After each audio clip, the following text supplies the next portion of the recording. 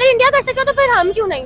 हमें भी अपने हुक्मरानों को सही तरह से डिसाइड करना चाहिए। मैं लगभग 2016-17 में इंडिया गया था, तो मैं खुद भी वहाँ पे देख के आया हूँ। तो मतलब आप इंडिया गए हुए हैं सर? जी हाँ जी, मैं गया हूँ। वेरी गुड सर, फिर तो आपको पता होगा इंडिया के हालात का, इंडिया के एनवायरनमेंट का। कैसा एनवायरनमेंट है इंडिया का? पाकिस्तान और इंडिया में क्या डिफरेंस देखते हैं? मुझे लगता है कि एजुकेशन सिस्टम जो है वो पाकिस्तान का बेहतरीन है, लेकिन ब्रिलियंसी जो है वो इंडिया की इकोनॉमी में ज्यादा है। ऐसा लग रहा है कि शायद हमारे बॉर्डर के नजदीक हो गया इंडिया, और अगर दुबई ऐसा यानी होगा आप कहना चाह रहे हैं कि ट्रेन जो है वो बॉर्डर के नजदीक बने ताकि हम भी दुबई चले जाएं। इस चीज पे काम करते हैं कि हमारी आवाम को अच्छी से अच्छी फैसिलिटीज मिले। हमारे हुक्मरान कहाँ करते हैं ये सब कुछ। अस्सलाम वालेकुम। वालेकुम अस्सलाम। मैम क्या हाल है? मैं ठीक, अल्लाह का शुक्र। आप? मैम आपका नाम? मामन। क्या करती हैं? मैं एजुकेशन। गुड। मैम मैं आज आपको एक न्यूज़ बताने जा रहा हूँ। इंडिया और दुबई का मुआहदा हुआ है। इंडिया अंडरग्राउंड ट्रेन बना रहा है। इंडिया टू दुबई सिर्फ और सिर्फ ट्रेन के जरिए आप 3 घंटों में पहुँच सकते हैं। क्या कहना चाहेंगे इंडिया की इतनी बड़ी प्रोग्रेस पे, इतनी बड़ी अचीवमेंट पे कि दुबई के साथ दिन ब दिन जो है वो एक नया से नया प्रोजेक्ट जारी करते जा रहे हैं, और अब जो है वो उन्होंने अंडरग्राउंड ट्रेन बनाने जा रहे हैं और इंडिया से आप दुबई सिर्फ और सिर्फ 3 घंटों में पहुँच सकते हैं। ये तो बड़ी बात है ना। इंडियन हुक्मरान जो है वो बड़ा टाइम देते हैं और इस चीज़ पे काम करते हैं कि हमारी आवाम को अच्छी से अच्छी फैसिलिटीज़ मिले। हमारे हुक्मरान कहाँ करते हैं ये सब कुछ। उनको अगर वो हमारे लिए कोई प्रोजेक्ट सोचते भी हैं तो उस पर इतना टाइम लगा देते हैं कि जितनी फैसिलिटीज़ हमें चाहिए होती हैं वो फैसिलिटीज़ मिलने के चक्कर में हम उधर और बर्बादी में पड़ जाते हैं और हम पे लगाने के बजाय डबल खा छोड़ते हैं। ऐसे ही है। हम ऑरेंज ट्रेन के सामने बैठे हैं। पाकिस्तान ने ये प्रोजेक्ट किया है और ये अभी तक खसारे में है।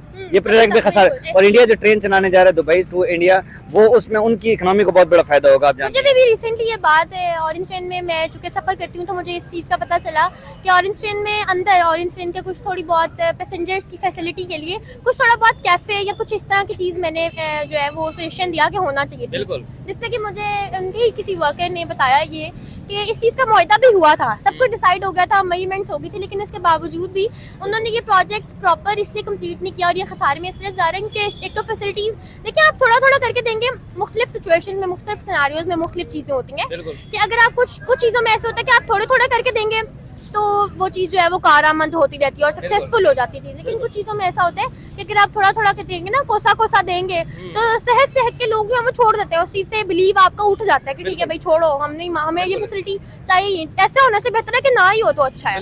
मैम क्या कहना चाहेगी? मुस्लिम कंट्रीज है, मुस्लिम स्टेट है, दुबई, सऊदी अरब, वो पाकिस्तान से ज्यादा इंडिया को प्रेफर करते हैं। रिसेंटली दुबई ने भी पाकिस्तान के वीजे बैन किए और सऊदी अरब ने पाकिस्तानियों के वीजे बैन किए और इंडिया के लिए वीजे फ्री किए हुए हैं। क्या वजह है? वो इंडिया से ज्यादा क्यों कोलैबोरेट करते हैं? क्योंकि बस एक तरह से ये इस वजह से है क्योंकि बहुत ज़्यादा उनको ना टाइम स्पैन और उनको बहुत ज़्यादा टाइम दिया जाता है इस चीज़ पे कि वो मतलब छूट दी है बस इस चीज़ पे। अल्लाह ताला ने उनको रस्सी दराज की हुई है। क्योंकि आप इसका एक रीजन ये भी कह सकते हैं कि पाकिस्तानी जो है वो लैक ऑफ एजुकेशन की वजह से हमारे जो है बैकवर्ड एरिया से जो लोग जाते हैं वहाँ पे गलत काम करते हैं, चोरियां वगैरह करते हैं, और इंडियन जो है उनका एजुकेशन सिस्टम बेहतरीन है। बहुत ज्यादा है क्राइम रेट, बाकी सारी चीजों का बहुत ज्यादा है, फहाशी बहुत ज्यादा है उनमें, इसलिए अल्लाह ताला ने उन पे ये रस्सी दराज की है। हमारा यकीन है, हम अल्लाह के बंदे हैं, हमारा इस चीज़ पे बिलीव है कि अल्लाह ताला ने हमें टाइम दिया है तो हमारे लिए वो चीज़ बेहतर है जो हो जाती है। बिल्कुल। ठीक है। क्या कहना चाहेंगे इंडिया की इतनी प्रोग्रेस पे? इंडिया और पाकिस्तान इकट्ठे आजाद हुए हैं, आज इंडिया दुनिया की 5वीं इकोनॉमी बन चुका है और हमारे हालात आपके सामने भी बन जाएगा। हमें सब्र से, उम्मीद है। बिल्कुल मुझे उम्मीद है, मेरी उम्मीद कभी भी खत्म नहीं होगी और ये सिर्फ इस चीज़ पे है, हमारा इत्तेहाद इस चीज़ पे, हमारा वो जो है वो बिलीव इस चीज़ पे है कि हम जितना टाइम देंगे अपने हुक्मरानों को उतना या तो ये खाएंगे या हम जब कानून अपने हाथ में ले लेंगे तो हमारे लिए ये बेहतर है कि हम इनको खुद डिसाइड करें और खुद खड़े हों अपने राइट्स के लिए। जब तक हम ये नहीं करेंगे तब तक हमारे लिए भी सारी फैसिलिटीज़ नहीं होंगे। अगर इंडिया कर सके तो फिर हम क्यों नहीं? हमें भी अपने हुक्मरानों को सही तरह से डिसाइड करना चाहिए और इलेक्शन का टाइम है तो मैं ये सबसे अच्छा सजेशन दूंगी कि वोट दे, हर इंसान वोट दे। छुट्टी इसलिए दी जाती है इलेक्शन पे कि बस छुट्टी इंजॉय ना करें, घर में वोट दें ताकि इस चीज़ को डिसाइड कर सकें कि आप अपने लिए कैसा फ्यूचर चाहते हैं। बिल्कुल। मैम लास्ट पे मेरा क्वेश्चन ये है कि पाकिस्तान और इंडिया के एजुकेशन सिस्टम में आप कितना डिफरेंस देखते हैं? किसका एजुकेशन सिस्टम बेहतरीन है? मुझे लगता है कि एजुकेशन सिस्टम जो है वो पाकिस्तान का बेहतरीन है, लेकिन ब्रिलियंसी जो है वो इंडिया की इकोनॉमी में ज़्यादा है क्योंकि वो जो है ना वो अपने उनका बहुत ज़्यादा एक्सप्लोजर बहुत ज़्यादा है। हमारे यहाँ एक्सप्लोजर इतना नहीं ज़्यादा था, कुछ हमारे बिलीव्स की वजह से, हमारे मुसलमान होने की वजह से, हमारे ये वुमेन क्राइटेरिया की वजह से, हमारे पर्दे की वजह से हम इतना जो है वो राइट्स नहीं देते, इतना ज़्यादा जो है वो इवॉल्व नहीं हुए हो सके। लेकिन इंडिया ने बहुत ज़्यादा, क्योंकि उनको खुले है ना, ओपन लोग हैं, ब्रॉड है, उनको किसी चीज की रुकावट नहीं है, उनकी औरतों को घर में रोका नहीं जाता। हाँ ठीक है कि वो जो है वो बिलो दी बेल्ट जो लोग पहले जिंदगी गुजारे थे वो अब और है ना, उनके ब्रॉड लोग हैं, ब्रॉड उनका आईटी सिस्टम, उनका प्रैक्टिकल वर्क ज्यादा है। हमारा जो है वो थोड़ा पुरानी एजुकेशन जो काफी असर चल रही है। स्टार्ट जो है वो हो रहा है और एक्सपोजर बहुत कम है। एक्सपोजर इज द थिंग कि आप अपनी सब्जेक्टिव लाइफ हो या आपकी प्रैक्टिकल लाइफ हो, आपका एक्सपोजर ज्यादा हो तो आप हो जाते हैं, मतलब आप कारामद है। Okay, thank you, thank you so much. अस्सलाम वालेकुम। वालेकुम अस्सलाम। सर क्या हाल है? शुक्र अल्लाह के एहसान। सर आपका नाम? कमर। क्या करते हैं? बिजनेसमैन है। बिजनेसमैन। कमर भाई, मैं आपको बताना चाह रहा हूँ कि इंडिया और दुबई का एक मुआहदा हो चुका है। इंडिया अंडरग्राउंड ट्रेन बनाने जा रहा है। इंडिया से दुबई सिर्फ और सिर्फ आप 3 घंटों में पहुंच सकते हैं। क्या कहना चाहेंगे इंडिया की प्रोग्रेस पे, इंडिया के अचीवमेंट पे, कि इतना बड़ा प्रोजेक्ट जो है वो लॉन्च करने जा रहा है कि इंडिया से दुबई सिर्फ और सिर्फ आप 3 घंटों में पहुंच सकते हैं बदरिया ट्रेन?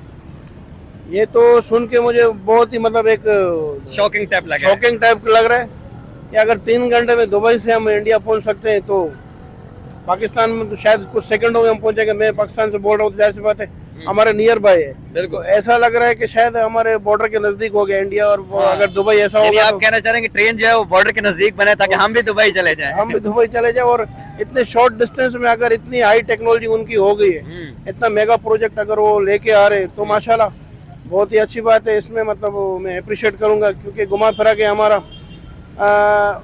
हमारे इंडिया देखे जाएगा हमारा एशिया का ही कंट्री है, तो हमारा पड़ोसी मुल्क है। बिल्कुल। तो आगे अगर दुबई के साथ बैठ के इतना मतलब हाई टेक्नोलॉजी लेके आ रहे हैं, इतनी एडवांस टेक्नोलॉजी लेके आ रहे हैं, तो अप्रिशिएट करते हैं हम इससे मतलब उनके इनिशियल को। तो इंशाल्लाह इस चीज को बार बार क्या समझते हैं? दुबई देख लें एक इस्लामिक स्टेट है, सऊदी अरब एक इस्लामिक स्टेट है, वो इंडिया के ज्यादा जो है वो कोलैबोरेट करते हैं। पाकिस्तान के उन्होंने वीजे बैन किए हैं, दुबई ने भी और सऊदी अरब ने भी। इंडियन को क्यों प्रेफर करते हैं, क्या वजह समझते हैं आप? देखिए, पाकिस्तान के वीजे अगर बैंड किए ये एक अलग इशू है, पॉलिटिशियन इशू है, लेकिन अगर दुबई हो गया, इंडिया हो गया, वो देखिए टूरिज्म को, ट्रेवल को, टूरिज्म को ज़्यादा फ़रोग देते हो, वो ज़्यादा इस चीज़ को लाइक करते हैं। इसका कंट्री का, किसी भी कंट्री का अच्छा खासा जीडीपी जो है ना आप टूरिज्म से कलेक्ट कर सकते हैं। दुबई जो है ज़्यादातर फोकस करता है टूरिज्म के ऊपर, इंडिया भी फोकस करता है क्योंकि इतनी बड़ी कंट्री है, 125 करोड़ की पॉपुलेशन है। तो इंडिया दुबई जाने तो हर इंसान का ख्वाहिश होती है कि मतलब जो भी वर्ल्ड में रह रहा है दुबई जाने, उसकी एक ख्वाहिश होती है कि मैं भी दुबई घूमूं। लेकिन वो देखो टूरिज्म को ज्यादा फरोग देते हैं। अगर दोनों ने मिलकर समझौता तय किया है तो ज्यादातर टूरिज्म को फरोग दे रहे हैं। इसमें कोई हिंदू मुस्लिम या हिंदू कंट्री मुस्लिम कंट्री वाली कोई भी बात नहीं। एक्चुअली मैं लगभग 2016-17 में इंडिया गया था, तो मैं खुद भी वहाँ पे देख के आया हूँ। तो मतलब आप इंडिया गए हुए हैं सर? जी हाँ जी, मैं गया हूँ। वेरी गुड सर, फिर तो आपको पता होगा इंडिया के हालात का, इंडिया के एनवायरनमेंट का। कैसा एनवायरनमेंट है इंडिया का? पाकिस्तान और इंडिया में क्या डिफरेंस देखते हैं? कुछ भी डिफरेंस नहीं है। इंडिया वाले भी हमारे भाई है, वैसा ही सोचते हैं जैसा हम सोचते हैं। तो उनकी सोच और हमारी सोच में कोई भी डिफरेंस नहीं है। अगर हम सोशल मीडिया रिलीजियस पॉइंट को हटा दें तो वो भी हमारे भाई हैं।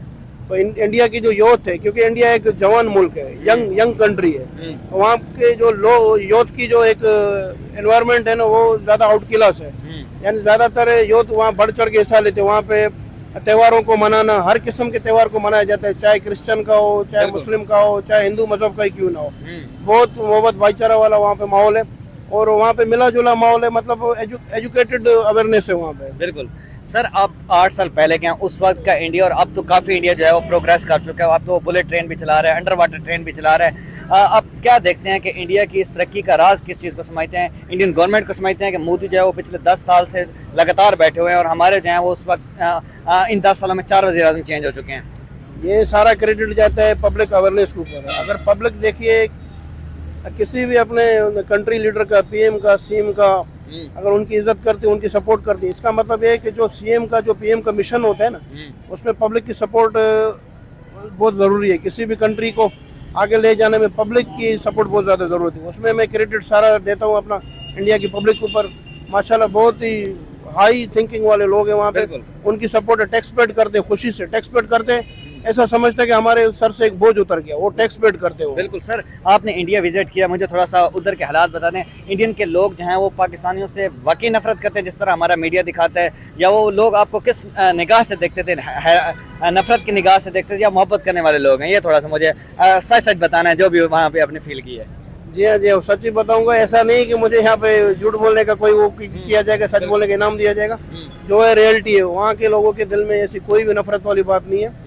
मैं बार बार बोल रहा हूँ कि सोशल मीडिया हो गया, पॉलिटिशियन पॉइंट हो गया, लेकिन वहाँ के लोगों की जो एक्सेप्टेशन है ना, जो हमें एक्सेप्ट करते पाकिस्तानियों को, ऐसी कोई बात नहीं है। स्पोर्ट्स के मैदान को लेकर, मतलब रिलीजियस को लेकर, तमाम चीज़ें पॉजिटिव है, यानी नेगेटिव उनके अंदर माइंड नहीं है। बहुत मोहब्बत करने वाले लोग हैं, एक्सेप्ट करने वाले लोग हैं। ओके सर, थैंक यू, बहुत शुक्रिया। Thank you sir.